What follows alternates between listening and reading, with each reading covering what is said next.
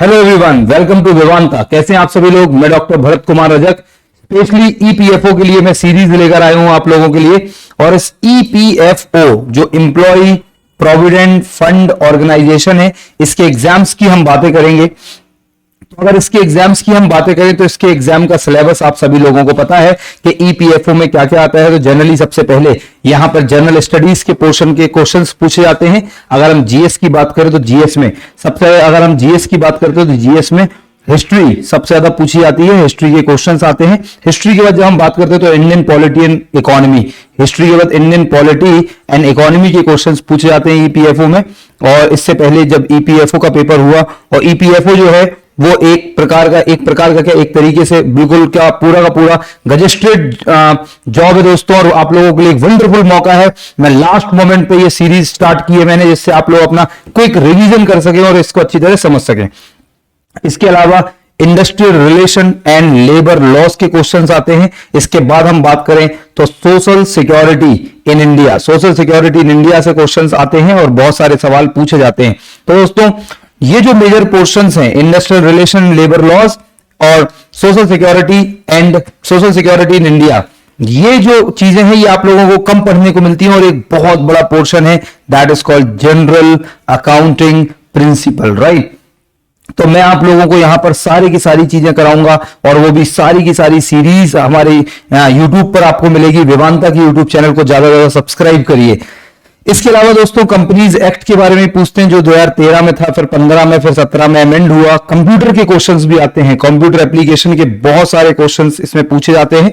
और एक अलग से जनरल इंग्लिश का पेपर होता है, क्वांटिटेटिव एप्टीट्यूड आता है। मैथ्स के अलावा दोस्तों थोड़ा सा रीजनिंग और जनरल साइंस का पोर्शन भी होता है और करंट इवेंट्स भी होते हैं। चलिए दोस्तों, तो आज हम अपना जो क्लास, जैसे कि आप हेडिंग देख रहे हैं ऊपर, तो आज की क्लास जो हम स्टार्ट कर रहे हैं दिस इज द ईपीएफओ की क्लास नंबर 1 है। और इस क्लास नंबर 1 में हम बात करेंगे industrial relations and labour laws. तो हम बात करेंगे कि जो इंडस्ट्रियल रिलेशंस और लेबर लॉज में क्या क्या चीजें हैं। तो यहां पर हम बहुत सिस्टमेटिकली बात करेंगे and this is the very introductory class. याद रखना, इसमें हम ये बिल्कुल इंट्रोडक्शन है, ये परिचय है इस सब्जेक्ट से कि आखिर इंडस्ट्रियल रिलेशन क्यों आए, इंडस्ट्रियल रिलेशन की क्या जरूरत पड़ी, क्यों लेबर लॉज बनाए गए। तो देखिए हम यहां पर आज की जो क्लास है वो 2 सेक्शन में डिवाइड करेंगे। पहले हम बात करेंगे प्री इंडस्ट्रियल, और जिसने ये पूरी क्लास देख ली तो दोस्तों उसको बहुत सारी चीजें आज जानने को मिलेंगी और आपका एक बेसिक मजबूत होगा। और फिर हम बहुत सारी बातें आगे भी करने वाले हैं। तो प्री इंडस्ट्रियल रेवोल्यूशन, तो दोस्तों जैसे कि आपको पता है कि इंडस्ट्रियल रेवोल्यूशन हुआ हमारे भारत में, और इंडस्ट्रियल रेवोल्यूशन से पहले क्या सिचुएशन थी भारत की। तो आप सबको पता है कि जैसे हमारे हिंदुस्तान में जब इंडस्ट्रियल रेवोल्यूशन हुआ तो उससे पहले इंडस्ट्रियल रिलेशन का क्या सिनेरियो था। और फिर हम बात करेंगे पोस्ट इंडस्ट्रियल रेवोल्यूशन, राइट। तो यहां पर हम 2 चीजों पर आज बात करेंगे, pre industrial revolution and post industrial revolution, के औद्योगिक जो रेवोल्यूशन हुआ उससे पहले क्या था और औद्योगिक रेवोल्यूशन के बाद क्या था। तो चलिए सबसे पहले यहां पर हम बात करेंगे प्री इंडस्ट्रियल रेवोल्यूशन। और अगर आपको ये क्लास अच्छी लगे तो प्लीज अपने कमेंट्स बाद में जरूर दें और कमेंट्स में जरूर लिखें, और कोई सजेशन हो तो वो भी दें, और कोई क्यूरी हो तो वो भी पूछ सकते हैं, राइट ना। अगर हम बात करते हैं कि इंडस्ट्रियल रिवॉल्यूशन से पहले भारत में क्या था, तो इंडस्ट्रियल रिवॉल्यूशन से पहले जो मैन्युफैक्चरिंग प्रोसेस था, सबसे पहले मैं आप लोग कहूंगा सिंपल प्रोसेस ऑफ मैन्युफैक्चरिंग। तो जो मैन्युफैक्चरिंग का जो प्रोसेस हुआ करता था वो बहुत सिंपल था, सिंपल प्रोसेस ऑफ मैन्युफैक्चरिंग। मतलब जो उत्पादन वगैरह मैन्युफैक्चरिंग था वो बहुत सिंपल प्रोसेस से हुआ करता था। और तो और स्मॉल स्केल इन्वेस्टमेंट्स हुआ करते थे, या स्मॉल स्केल इंडस्ट्रीज कहें, या मैं यहां पे निवेश की बात कर रहा हूं चूंकि, तो स्मॉल स्केल इन्वेस्टमेंट मतलब लोग बहुत बड़ी बड़ी कंपनीज नहीं खोला करते थे, छोटा छोटा निवेश करते थे। और दोस्तों प्री इंडस्ट्रियल रिवॉल्यूशन से पहले की अगर मैं बात करूं तो दोस्तों लोकल मार्केट्स पे बहुत ज्यादा फोकस किया जाता था। तो यहाँ पे लोकल मार्केट्स देखने को मिलते थे। तो एग्जाम में ऐसे ही क्वेश्चन बनेंगे कि इनमें से कौन सा स्टेटमेंट प्री इंडस्ट्रियल रिवॉल्यूशन से संबंधित सही है या कौन सा गलत है। इसके अलावा मैं आप लोगों को बताऊं कि जो कंपनीज चूंकि छोटी छोटी होती थी, स्मॉल स्केल इन्वेस्टमेंट होता था, मैन्युफैक्चरिंग प्रोसेस बहुत सिंपल था, इसलिए यहां पर मैं एक बात और कहता हूं कि small number of persons employed, मतलब यहां पे जो एम्प्लॉयमेंट था वो बहुत कम, small number of persons employed. दोस्तों जो एम्प्लॉयमेंट था, जो लोग थे, बहुत लिमिटेड लोग यहां पर जुड़े करते थे, लिमिटेड लोगों को यहां पर रोजगार मिलता था। इसके अलावा एक बहुत ही इंपॉर्टेंट फीचर है दोस्तों प्री इंडस्ट्रियल रिवॉल्यूशन का, और वो ये कि दोस्तों एक तो होता है एम्प्लॉयर जो नौकरी देते हैं, आप लोग जानते हैं, एंड एक होता है एम्प्लॉय जो नौकरी करता है, ये भी आप लोग जानते हैं। तो एम्प्लॉयर और एम्प्लॉय के बीच अगर मैं बात करूं तो कैसा रिलेशन होता था, तो पहले पर्सनल एंड डायरेक्ट रिलेशन होता था, पर्सनल एंड डायरेक्ट रिलेशन होता था एम्प्लॉयर और एम्प्लॉय के बीच। और दोस्तों धीरे धीरे ये चीजें खत्म होने लगी, राइट। और अगर मैं बात करूं तो जो इकोनॉमिक एक्टिविटीज हैं, जो आर्थिक गतिविधियां हैं, तो इकोनॉमिक एक्टिविटीज आर्थिक गतिविधियों में अगर मैं बात करूं, no interference of the government. Pre industrial revolution से पहले, प्री इंडस्ट्रियल रिवॉल्यूशन के समय क्या था कि जो नो इंटरफेरेंस, कोई सरकार का नो इंटरफेरेंस, अगर हम बात करें सरकार का, कोई भी सरकार के द्वारा कोई भी इंटरफेरेंस, हस्तक्षेप नहीं हुआ करता था।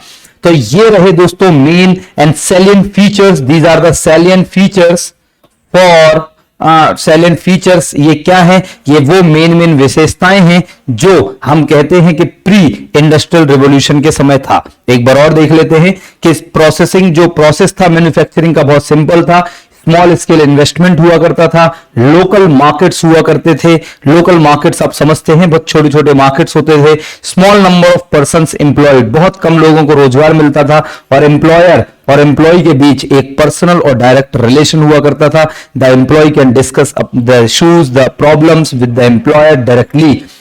जो आर्थिक गतिविधियां, इकोनॉमिक एक्टिविटीज, उसमें सरकार बहुत ज्यादा या नो इंटरफेरेंस, बहुत ज्यादा इंटरफेरेंस नहीं करती थी, या तो नो या लो इंटरफेरेंस होता था।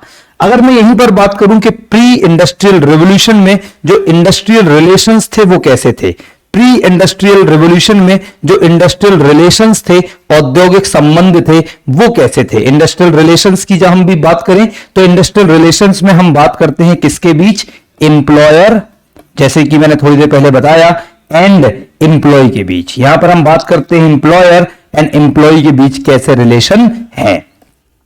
तो अगर हम बात करें इंडस्ट्रियल रिलेशंस कैसे थे, तो बिल्कुल सिंपल रिलेशन थे, सबसे सरल रिलेशन, सिंपल साधारण रिलेशन होते थे। फिर अगर हम बात करें तो मैं ऐसे भी कह सकता हूं डायरेक्ट रिलेशन से, और हम बात करें तो ये भी कह सकते हैं पर्सनल रिलेशन हुआ करते थे, क्योंकि छोटी छोटी कंपनीज होती थी, जैसे 10 लोगों ने मिलकर काम कर रहे हैं, अब 10 लोग, वही लोग इकट्ठे रहते थे जनरली, जो आपस में इंटरकनेक्टेड हैं, जो आपस में एक दूसरे को जानते हैं। तो सिंपल रिलेशन होता था, डायरेक्ट रिलेशन होता था, और पर्सनल रिलेशन होता था। These are the main features of the industrial relation between the employer and the employee at the before the industrial revolution in our country. अगर हम इसके बाद बात करें तो हम बात करेंगे post industrial revolution. Post industrial revolution, दोस्तों पोस्ट इंडस्ट्रियल रिवोल्यूशन में हम क्या बात करेंगे कि जब भारत में इंडस्ट्रियल रिवोल्यूशन आया, जब भारत में औद्योगिक क्रांति आई, इंडस्ट्रियल रिवोल्यूशन, औद्योगिक क्रांति, तो औद्योगिक क्रांति के आने के बाद भारत में क्या क्या चेंजेस हुए और भारत में क्या क्या देखने को मिला, तो इसके बारे में हम बात करेंगे। उम्मीद है दोस्तों आप लोगों को समझ में बहुत अच्छे से आ रहा होगा और आप लोग कुछ चीजों को सीख भी पा रहे होंगे। अगर दोस्तों अच्छा लग रहा है तो आप लोग प्लीज इसको ज्यादा ज्यादा शेयर करें, हमारे वेदांता के यूट्यूब चैनल को ज्यादा ज्यादा सब्सक्राइब करें, ज्यादा ज्यादा लोगों को बताएं कि दोस्तों क्या है, किस तरीके से यहां पर बहुत सारे फैकल्टीज अपना अपना बेस्ट इनपुट दे रहे हैं, जिससे आप लोग अपना बेस्ट आउटपुट दे सकें, तो अगर आप बेस्ट आउटपुट देंगे तो आपको डेफिनेटली रिजल्ट बहुत अच्छा मिलने वाला है दोस्तों। तो मैं बात करूंगा कि पोस्ट इंडस्ट्रियल रिवोल्यूशन कैसा रहा, कि पोस्ट इंडस्ट्रियल रिवोल्यूशन किस तरीके से था, राइट।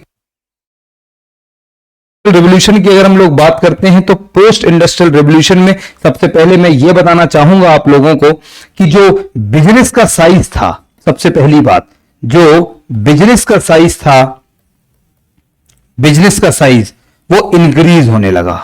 मतलब पहले स्मॉल स्केल इन्वेस्टमेंट में बात कर रहा था, यहां देखिए small scale investment, simple process of manufacturing, लेकिन बाद में जब इंडस्ट्रियल रेवोल्यूशन भारत में आया, इंडस्ट्रियल रेवोल्यूशन आने के बाद भारत में जो बिजनेस के साइजेस थे, जो कंपनीज की साइजेस थे, वो क्या होने लगे, एनहेंस होने लगे, वो इंक्रीज होने लगे। तो सबसे पहले आप लोगों को इसके बारे में पता होना चाहिए, राइट ना।